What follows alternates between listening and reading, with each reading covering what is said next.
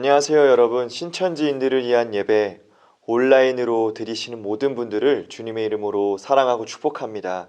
저는 인천 필그림교회에서 ICC 청년 공동체를 섬기고 있는 송동건 전도사라고 합니다. 제가 예수님을 믿기 전에 교회는 다녔지만 예수님을 제 구주로 영접하지 않은 상태로 교회를 다녔을 적에 가장 제 안에 기독교 또한 교회를 봤을 때 반감을 샀던 부분들이 있었습니다. 그 부분은 바로 죄라는 부분이었는데요. 길을 다니다 보면은 많은 분들이 저를 전도하곤 했습니다. 당시에 교회는 다녔지만 예수님과 전혀 상관없는 삶을 살았던 저에게 있어서 그들이 저에게 건네는 전도의 멘트들은 늘 저에게 반감을 주었습니다. 다 여러분도 익히 들으셨겠지만 우리는 죄인이다라는 점, 예수님을 믿어야 한다, 회개해야 된다, 우리의 죄를 용서받아야 된다라는 이 얘기를 들었을 때마다 제 안에는 긍정적인 반응보다는 부정적인 반응이 들었던 것 같습니다. 오히려 이게 무슨 기독교가 될 수 있나? 이게 무슨 소리인가? 라는 그 생각을 할 정도로 반감을 줬던 기억이 나곤 했는데요. 근데 지금 신앙의 길을 걸어가고 있는 저에게 있어서 이것이 얼마나 어리석은 생각이었는지를 요즘은 더 많이 깨닫게 되는 것 같습니다. 오늘은 우리가 이 죄라는 개념에 대해서 우리가 함께 이야기를 나눠보려고 하는데요. 죄를 이해하기 위해서는 우리가 가장 먼저 이해해야 될 부분이 있습니다. 그 개념은 의라는 개념을 우리가 먼저 알아야 됩니다. 우리 성경에 흔히 의가 등장하고 의인이냐 죄인이냐 우리가 나누기도 하는데요. 과연 이 의라는 건 무엇일까요? 성경을 봤을 때 우리가 알 수 있는 의는 두 가지의 기준이 등장합니다. 첫 번째는 유대인들이 바라보고 있는 의라는 기준인데요. 이 유대인의 의는 어떤 기준을 갖고 있냐면 율법을 지켰을 때, 말씀대로 행했을 때, 100% 순종했을 때 유대인들은 의를 얻을 수 있다고 생각을 했습니다. 신명기서 6장 25절을 보면요, 우리가 그 명령하신 대로 이 모든 명령을 우리 하나님 여호와 앞에서 삼가 지키며 그것이 곧 우리의 의로움이니라 할지니라 라고 말하고 있습니다. 여기 등장하고 있는 명령, 총 이 모든 명령을 유대인들은 613개로 정리를 했습니다. 그래서 그들은 실제로 이 613개의 율법을 지켰을 때 무흠하게 완벽하게 이 율법을 지키면 하나님으로부터 의를 얻는다고 생각을 했습니다. 그래서 유대인들은 율법을 잘 지켰을 때 자신들을 의인이라 말했었고 율법을 지키지 못하는 자들을 향해서 그들을 죄인이라고 말을 했습니다. 여러분, 의인 그리고 악인을 나누는 기준은 유대인들이 봤을 땐 뭐가 됐을까요? 그건 바로 행동이었습니다. 이와 반대로 하나님의 의를 보면요, 사도 바울은 하나님의 의를 아주 잘 설명하고 있습니다. 로마서 1장 17절을 보면 복음에는 뭐가 등장한다고 그러죠? 하나님의 의가 나타나서 믿음으로 믿음에 이르게 하나니 기록된 바 오직 의인은 믿음으로 말미암아 살리라 함과 같으니라 라고 말하고 있는데요. 여러분, 여기 등장하는 것처럼요, 바울은 이 의라는 것을 믿음으로 얻는다고 말하고 있습니다. 우리가 더욱더 보면은 믿음으로 믿음에 이르게 한다고 나와 있는데요. 이 믿음으로 믿음에라는 부분은요, 헬라어 문법 구문이 적용되어 있습니다. 여러분, 영어를 우리가 배웠을 때 문법을 배울 때 is that이라는 강조용법, 강조 구문을 우리가 배웠던 기억이 나실 겁니다. 이와 동일하게요, 헬라어에도 강조 구문이 있습니다. 우리가 읽은 이 본문을 보면요, 믿음으로 믿음에 이르게 한다. 이 본문에는 헬라어 강조 구문이 등장합니다. 그러니까 오직 믿음이라는 거예요. 그러니까 다시 우리가 이 말씀을 풀어보자면요, 하나님의 의가 복음에 등장했습니다. 나타났습니다. 근데 이 나타난 하나님의 의를 뭐로 얻을 수 있대요? 오직 믿음으로만 가능하다는 겁니다. 오직 믿음으로만 하나님의 의를 내가 가질 수 있다라고 사도 바울은 얘기하고 있습니다. 그러니까 이를 통해 우리가 보자면요, 율법으로도 어떠한 지식으로도 어떠한 교리로도 어떠한 경험으로도 하나님의 의는 얻을 수 없다라는 거죠. 또 동시에 어떠한 사람도 우리 가운데 이 하나님의 의를 줄 수 있을까요? 없을까요? 줄 수 없다라는 것을 사도 바울이 얘기하고 있는 것입니다.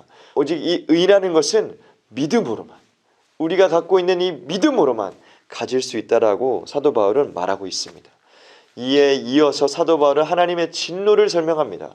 로마서 1장 18절을 보니까 하나님의 진노가 불의로 진리를 막는 사람들의 모든 경건하지 않음과 불의에 대하여 하늘로부터 나타나나니 라고 말하고 있습니다. 하나님의 진노는 어디서부터 올까요? 하나님의 진노는 불의함으로부터 오고 있다고 성경은 말하고 있습니다. 불의에 대한 설명이요. 이 밑에 보면 쭉 19절부터 23절까지 등장을 하는데요. 그중 가장 핵심 구절이 21절에 등장하고 있습니다. 로마서 1장 21절 말씀을 보니까요. 하나님을 알되 하나님을 영화롭게도 아니하며 감사하지도 아니하고 오히려 그 생각이 허망하여지며 미련한 마음이 어두워졌나니 라고 말하고 있습니다. 여러분, 하나님을 알되 하나님을 영화롭지 않게 하는 것, 이것이 바로 하나님을 거절하는 것을 의미합니다. 자기가 옳다고 여기는 것이죠. 나는 옳아, 나는 알아, 나는 뭔가 깨끗해, 나는 뭔가 잘 사는 것 같아. 근데 여러분, 그 마음의 중심을 보면 뭐가 등장하고 있죠? 하나님을 영화롭게 하지 않는 것이에요. 하나님을 높이지 않는 것이에요. 여러분, 이게 성경이 말하는 죄의 본질입니다. 죄, 이 단어를 우리가 곰곰이 보자면요, 헬라어 언어로 보면 그리스어죠. 하마르티아라는 단어가 쓰였습니다. 여러분, 이 단어는 관역을 벗어났다라는 것을 의미하는 단어입니다. 어떠한 기준이 있는데 그 기준을 벗어났다라고 설명할 때 쓰는 표현이 하마르티아, 죄라는 표현입니다. 여러분, 우리가 흔히 불의 혹은 죄라는 것은 행동으로 보게 됩니다. 잘못했네, 이건 잘못됐네, 이렇게 이해하기 쉽습니다. 그래서 우리가 행동적인 것으로, 어떠한 행함으로 우리가 죄네 아니네라는 것을 우리가 구분하게 되는데요. 예를 들면 살인이라든지 간음이라든지 도둑질이라든지 어떤 증상적인 것으로 우리는 죄를 보고 불이라고 말을 하곤 합니다. 그러나 여러분, 성경적으로 봤을 때요, 이것들은 죄의 증상에 불과합니다. 죄의 열매들에 불과합니다. 여러분, 포도나무가 심겨져 있죠. 그러면 그 포도나무의 그 뿌리는요, 모든 양분을 흡수해서요, 포도 열매를 맺게 됩니다. 사과나무도 마찬가지죠. 그 뿌리는 모든 양분을 흡수해서요, 사과 열매를 맺곤 합니다. 여러분, 우리가요, 죄의 뿌리가 있다면요, 우리의 모든 양분은 죄로부터 오게 됩니다. 그러면 우리가 아무리 잘 사는 것 같지만, 우리가 아무리 깨끗하게 사는 것 같지만, 여러분, 그 죄의 뿌리가 있는 우리의 인생 가운데 모든 열매는 뭘까요? 죄의 열매인 것이죠. 수근수근 하는 것들, 불의의 행동들을 하는 것들, 살인을 저지르는 것들, 간음죄를 저지르는 것들, 모든 현상과 증상들이 우리에게 오히려 죄의 열매라는 것을 우리 가운데 반추하고 있다는 사실입니다. 여러분, 예수님도요, 직접 이 불의에 대한 기준을 이 복음서에서 이미 말씀을 해주셨습니다. 요한복음 16장 8절에서 9절을 보면 성령님에 관한 예수님께서는 가르침을 주시는데 이렇게 말씀을 하십니다. 그가 와서 죄에 대하여, 의에 대하여, 심판에 대하여 세상을 책망할 것이다 라고 이렇게 말씀을 하셨는데, 그 밑에 9절을 보니까 죄에 대해 예수님께서 정의하신, 불의에 대해 정의하신 내용이 등장합니다. 죄에 대하여라 하면 뭐라고 말씀하시죠? 나를 믿지 아니한 것이다 라고 예수님께서는 분명하게 설명을 해주셨습니다.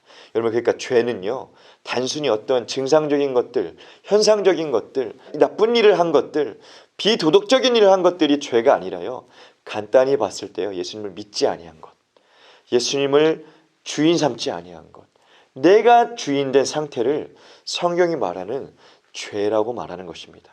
여러분, 그럼 예수님을 믿지 아니한 것이 뭘까요? 뭘 믿지 않은 걸 의미할까요? 예수님을 구원자로 믿지 않은 것, 예수님을 나의 왕으로 섬기지 않는 것, 예수님을 나의 구세주로 영접하지 않은 상태를 우리는 죄라고 말하고 있습니다. 그래서 우리는 죄인인 것입니다. 모든 사람이 죄를 범하였음에 하나님의 영광에 이르지 못하는 이유가 바로 여기에 있습니다. 여러분, 그렇다면 하나님은 죄를 어떻게 바라보고 계실까요? 도대체 하나님은 죄라는 것을 어떻게 여기고 계실까요? 여러분, 이걸 이해하기 위해서 우리가 레위기를 봐야 합니다. 레위기를 보면 5가지의 제사가 등장을 합니다. 번제, 소제, 그리고 화목제, 속건제, 속죄제, 이렇게 등장을 하고 있고요. 이 제사들에 맞게 올바른 제사법들이 레위기에는 등장하고 있습니다. 언제 이 제물들을 드려야 하는지, 이 제사에서는 이 제물을 드리고 또 저 제사에서는 이 제물을 드리지 않아야 한다, 이런 법들이 등장하고 있는 게 레위기의 제사법인데요.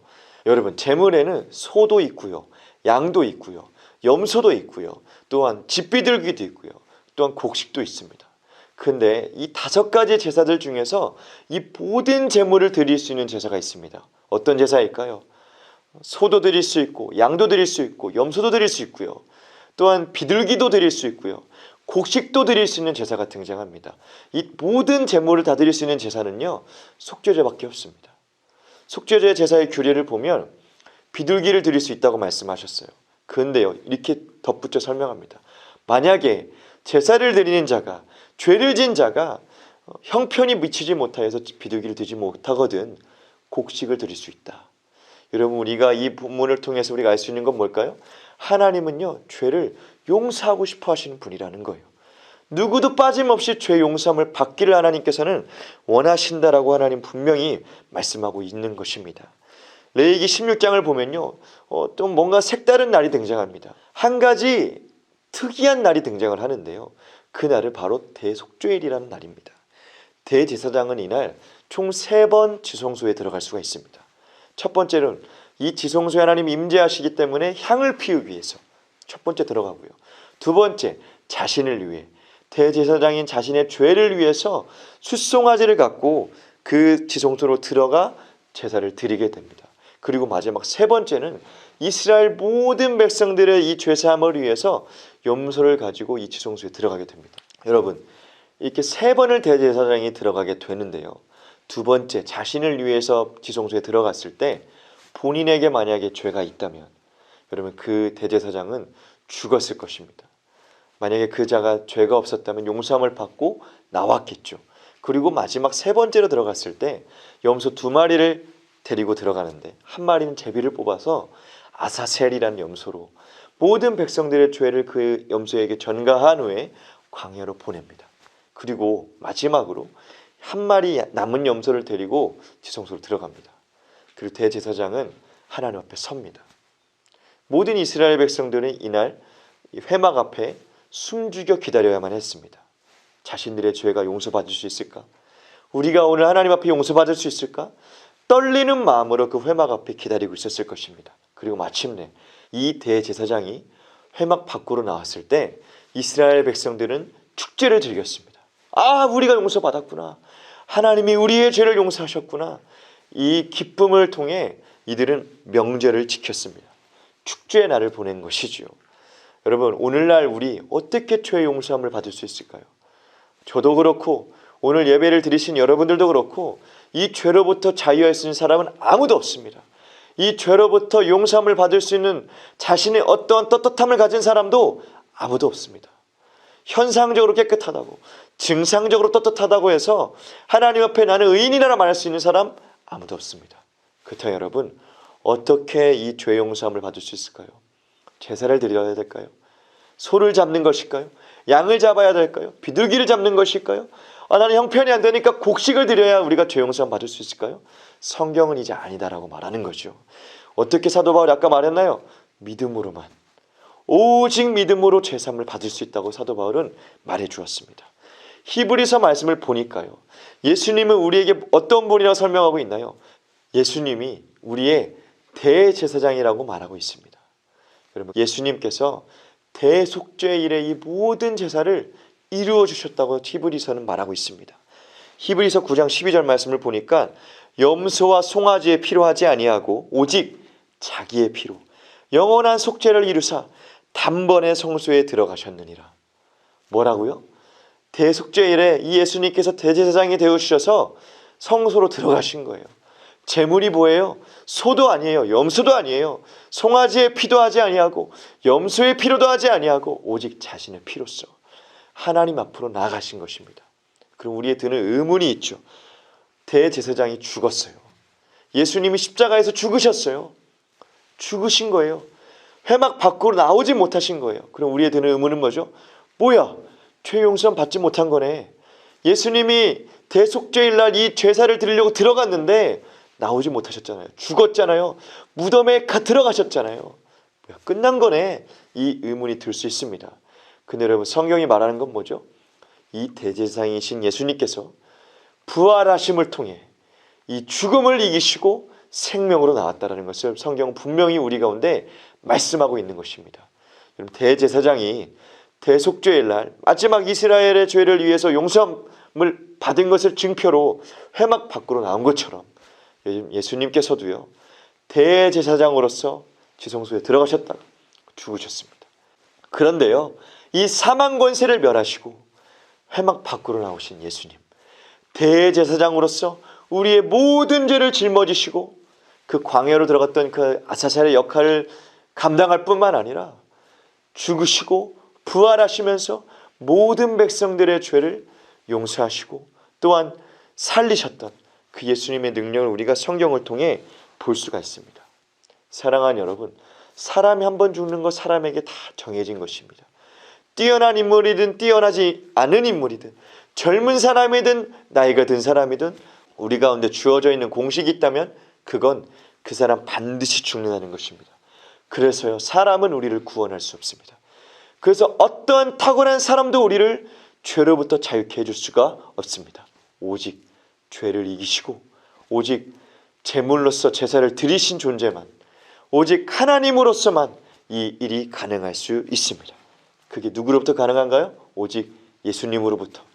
오직 하나님이시며 완전한 인간의 모습으로 이 땅에 오셔서 이 제사를 이루신 그 예수님만이 우리의 죄를 사하실 수 있고 우리의 죄를 해결하실 수 있는 분이십니다. 사랑하는 여러분, 꼭 기억하십시오. 죄인이 될 수 있는 방법, 고아가 하나님 앞에 자녀로 돌아올 수 있는 방법, 저주받은 우리가 축복받을 수 있는 유일한 원리는 예수 그리스도를 믿음으로 가능하게 됩니다. 어떠한 사람도 우리를 책임져 줄 수 없습니다. 탁월한 교리가 우리를 변화시켜 줄 수 없습니다. 어떠한 지식도 우리를 변화시켜 줄 수 없습니다. 오직 믿음으로 믿음에 이르게 하는 것, 하나님으로 나타난 그 의를 받아들이는 것은 예수님을 나의 삶의 주인으로 모시는 것 외에는 가능하지 않습니다. 오직 예수님을 나의 구원자로, 나의 왕으로 영접하는 것 외에는 이것은 불가능하다는 사실입니다. 오늘 이 말씀 앞에 우리가 진실하게 서서 어떠한 사람을 바라보는 우리가 아니라, 어떠한 지식이든 교리를 바라보는 우리가 아니라 오직 만군의 주요, 우리의 만왕의 왕이신 그 예수 그리스도, 우리의 구원을 이루시고 사망을 이기시고 부활하신 우리 주 예수님을 바라보시는 저와 여러분이 되기를 주님의 이름으로 축복합니다. 우리 함께 기도하겠습니다. 감사하신 주님, 오늘 우리의 죄를 위해 죽으실 뿐만 아니라 부활하신 그 어린 양 예수님의 이름을 우리가 높이며 찬양합니다. 하나님, 내 뜻대로 내가 옳은 대로 살아가는 것, 이것 또한 우리의 죄임을 고백합니다. 이제는 죄인된 우리의 삶을 청산하고 사람을 붙들고 교리를 붙든 우리의 인생이 아닌 오직 예수님만을 붙들고 그 예수님 앞에만 엎드릴 수 있는 우리가 되게 하여 주옵소서. 오늘 모든 자유함을 얻게 하실 그 예수님을 바라보며 살아계신 예수님의 이름으로 기도드립니다. 아멘.